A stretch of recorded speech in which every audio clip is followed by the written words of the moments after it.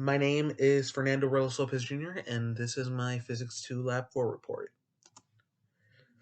The purpose of this lab is to introduce concepts involving circuits, including charge and energy conservation in circuits, as well as the relationship between change in voltage and time.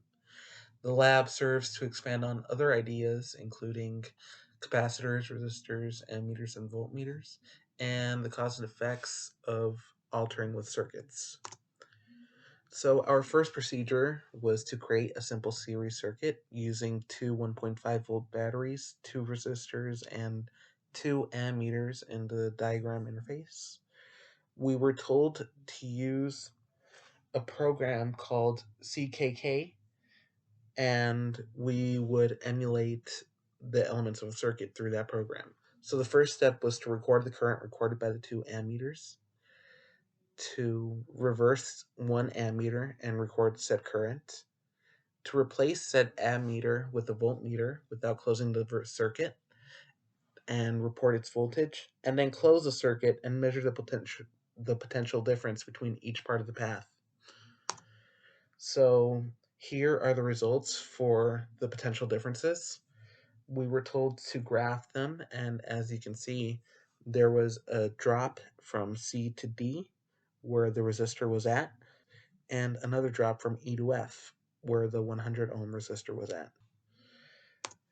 In part 1, we were also asked to make predictions for the currents I1 and I2. I predicted the current was at 0.0204 amps.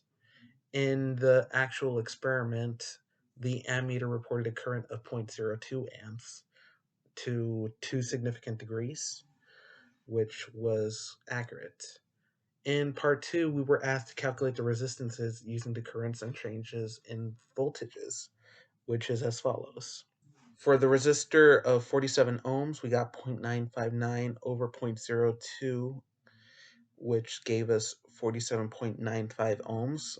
And for the resistor of 100 ohms, we got 2.041 divided by 0.02, and we got 102.05 ohms, 2 more than the actual value.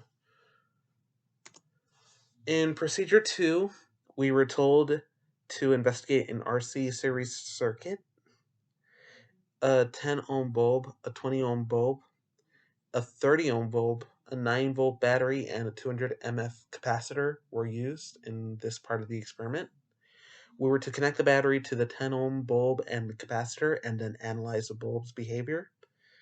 In this part, the bulb shined brightly before dimming slowly into nothingness. We then removed the battery and directly connected the capacitor to the bulb, and likewise the bulb also shined brightly before dimming into nothingness.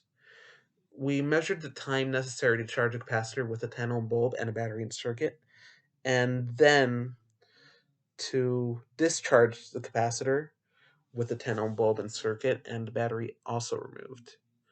We were repeating these steps for the 20 ohm bulb.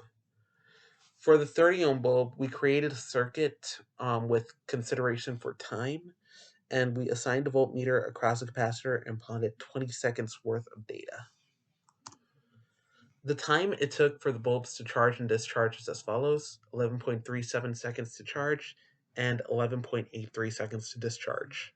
For the 20 ohm bulb, 41.33 seconds to charge and 29.81 seconds to discharge. As for the 30 ohm bulb, we recorded a chart of changes in voltage and the respective natural logs of it. As you can see, it followed a declining downward slope trend towards the floor. Using this data, the slope was calculated from position 16 to position 3 in times. We got the slope to equal to negative 0.085212, and we set it equal to -1 over RC. We got RC to be 11.74 farads over ohms, which approximately equals to 12. Now, the sources of error could be from an incorrectly placed input when assigning the capacitor's charge, or a bulb was failed to be considered when using the stopwatch, because the value was supposed to be 6 farads times ohms, but this was not the case.